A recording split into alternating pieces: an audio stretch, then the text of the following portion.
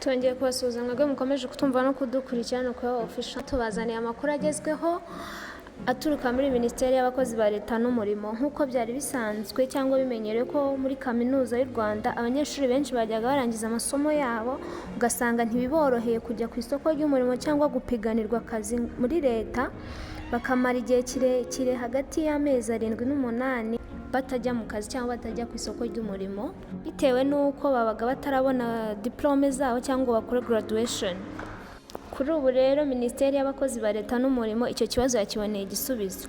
Umwarimu wigisha muri kaminuza ishami rya Huye Eugene Hagabimana mu ishuri ry'itangazamakuru n'itumanaho abinyujije ku rukuta rwa Twitter yavuze ko inkuru nziza iva muri Rwanda Reba nuko ubu umunyeshuri wa kaminuza warangije akanatsinda neza amasomo ye. Minisiteri y'Abakozi ba Leta n'Umurimo yamusubije igira iti nibyo rwose ubwo butumwa mubugeze ku banyeshuri ba kaminuza, mahirwe masa.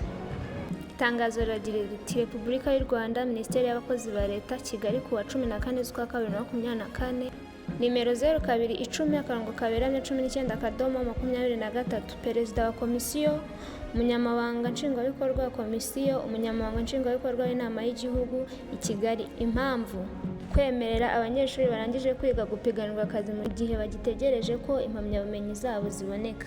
Madamu Bwana Munyamabanga Nshingwabikorwa ashingiye ku itegeko nimero 017/2020 ryo kuwa 7 z'ukwa 2020 rishyiraho sitati rusange igenga abakozi ba Leta, cyane cyane mu ngingo yayo ya 8 yerekeranye n'uburyo bwo gushaka abakozi mu nzego za Leta. Ashingiye ku ibaruwa ya MiniFotra nimero 051/2019/23 yo ku wa 10 z'ukwa 2020, Minisiteri y'Abakozi ba Leta n'Umurimo MiniFotra yandikiye inzego za Leta zose azisaba kwemerera abanyeshuri bakirangiza amasomo yabo abategereje ko impamyabumenyi zabo ziboneka gukora ipiganirwa no gushaka akazi no gushyirwa mu myanya y'imirimo bakoresheje to whom it may concern, yatanzwe nyuma y'umuhango wo gusoza amasomo graduation. Nyuma yo kubona ko abanyeshuri barangiza amasomo yabo nyamara umuhango wa graduation ugatinda gukorwa, bigatuma batagira uburenganzira bwo gushaka akazi no kwitabira ipiganwa mu nzego za Leta kandi bararangije amasomo yabo yose, ndetse no kutabona ibyangombwa bitanzwe nyuma ya graduation bikaba batabifitemo uruhare. Yabandikiye abamenyesha ibi bikurikira: icya mbere, umukandida ufite to whom it may concern yatanzwe na kaminuza cyangwa ishuri rikuru ryigishiriza mu Rwanda, harimo ishuri rikuru cyangwa kaminuza yose ikorera hanze y'igihugu ariko byigishirizwa imbere mu gihugu, igaragaza ko yarangije amasomo ye yose ariko ategereje umuhango wo gusoza amasomo graduation.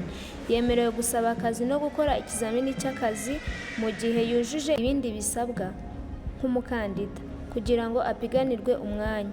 Icyakora iyo atsinze ikizami akaba atarabona impamyabumenyi ashyirwa mu mwanya ariko agaragaje to whom it may concern, yerekana ko habayeho umuhango wo gusoza amasomo graduation.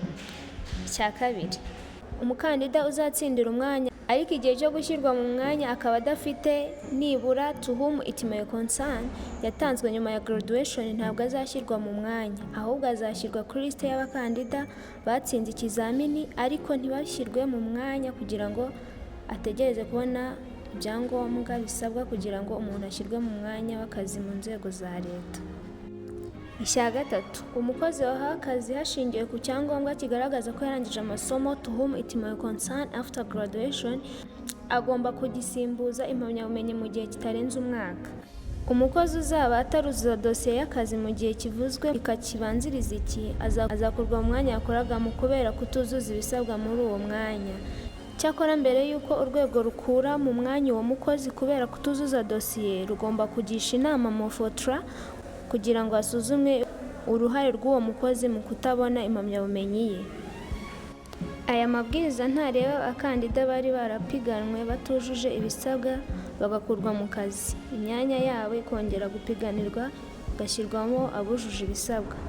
Mbashimiye uburyo muzubahiriza ibikubiye muri iyi baruwa mu rwego rwo gukomeza guteza imbere imicungire myiza y'abakozi ba Leta. Mugira amahoro. Iri tangazo ryashinzweho na Minister of MiniFotra na Minisitiri w'Abakozi ba Leta n'Umurimo Jeannette Abayisenga binyujijwe kuri Nyakubahwa Minisitiri w'Intebe na Bwana Minisita w'Uburezi. Tubashimiye ko mwakomeje kubana natwe. Iyi ni Baba Official, nge twari kumwe ni Iradukunda Anita. Bisangize n'abandi inkuru nziza ikwirakwire hose. Murakoze cyane, turabakunda.